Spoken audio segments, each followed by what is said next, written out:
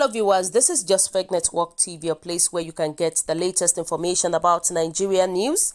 And now the news in details. African Union disqualifies Okonjo from vying for World Trade Organization Director General. In a document from the Office of the Legal Counsel of the African Union, reference number BC/OLC/24/5056.20, dated June 15, 2020 and cited by Sahara reporters, the African Union says the nomination of Okonjo violates Rule number 11, 1, 2, 3, Rule 12 and Rule 15.3 of the Rules of Procedures of the Committee on Candidatures within the international system of the AU, as well as Council Decisions Xci 1072. The African Union has disqualified Dr. Ngozi Okonjo from vying for the office of the Director General of the World Trade Organization, Sahara reporters has exclusively gathered. In July 2019, the Executive Council of the AU invited member states to represent nominations into the office of the DG of the WTO so that the AU would agree on a consensus candidature. Nigeria initially nominated Frederick Haga, while Benin and Egypt fielded Masakri Elo and Abdulrahim Madon respectively. On June 4, 2020, Nigeria withdrew the nomination of Frederick Haga and replaced him with Okonjo Iweala.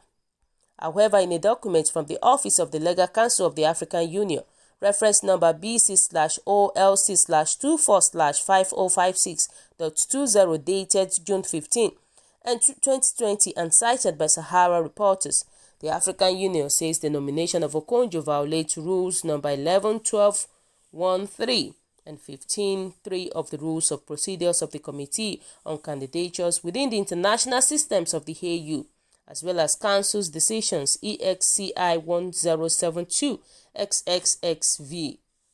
ECC held December 1090 and Assembly December 795. The AU says its Executive Council had endorsed the nominations of Frederick Haga and the rest. Meanwhile, the Council endorsement was for the nominees in persons and not for their countries. In addition, the AU says Nigerians' new nominations of Okonjo did not meet the submission deadline, and there are no more vacancies into which Nigerians can make nominations. The AU wrote, "It is a recognized principle of international law that a sovereign state has the right to substitute and replace the nominations of its citizens as it may wish for a position.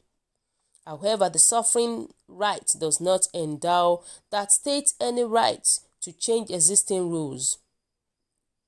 Relevant decisions of the Executive Councils and decisions of their policies organs of the Union. The decisions of the Executive Council should only be changed by another decisions of the Council, not by any member state, and a decisions of the Assembly should be changed by a decisions of the Assembly, not by any member state." Wow, so my people, what do you think about this? Definitely we know that many Nigerians, they like Dr. Ngozi Okonjo. And now look at what these people are saying, that it does not meet the qualifications. You can imagine, now the African Union, they are trying to disqualify Okonjo because it does not meet the qualifications, saying that the nomination of Okonjo violates rules number 11, 1, 2, and 3, 12, and the rest. You can imagine, they're just looking for a mix to disqualify these people. This lady, I mean. And this is where the Nigerian government should have played their international politics well. If it were Obasanjo, the lazy AU wouldn't have tried this. They knew the administration is so weak, and that is why they are trying to interfere with everything that deals with Nigeria. They knew that this present administration is nothing to write home about, so they are using their weakness to attack them. You can imagine this. Let's hear what people are saying. They said, "I quite agree with AU. The Nigerian administration is in the habit of politics of exclusions of a section of the country.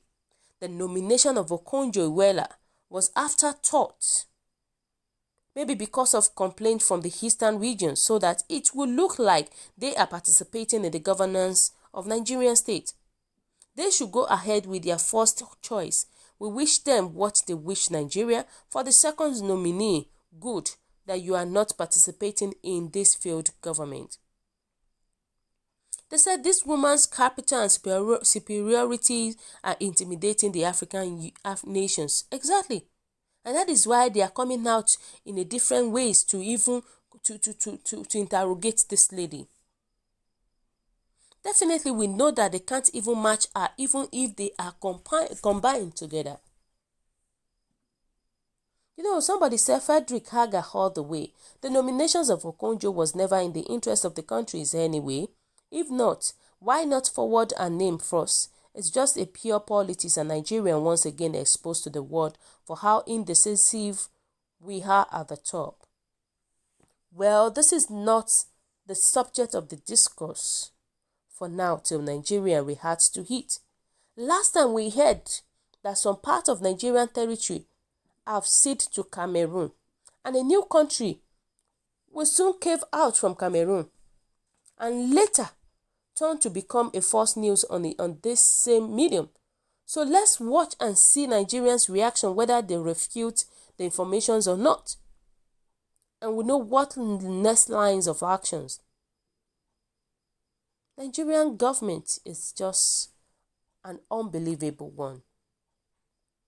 It's just an unbelievable one with the look of things, with the way things are going on in the country. Because what really baffles me is that, does it mean that President Muhammadu Buhari is not aware of that before making double submission? Does it mean that he's not aware? If they can nominate dead people into their cabinet, in fact, they can do more than that. Why won't they do this? Definitely they will do this. This is to tell you that they are so used to falling and they are so used to failing that they cannot even recognize success in anything they do. They cannot make decisions on their own. And now you can imagine African Union deciding for Nigeria. You know, may God help us. May God help us. But the only thing that I can say is that for Nigerian government to prove us that they are not weak, Nigerians should withdraw its membership from African Union to teach them lesson, because it looks as if it's a gang up against Nigerian government by French and Arabic speaking countries in African Union. That is how it looks like. Nigerian government doesn't have a say, and it is not a good thing. You know, people were saying that this is what some senseless Nigerians were applauding Buhari for appointing an Igbo into a position, as if it was a direct appointment.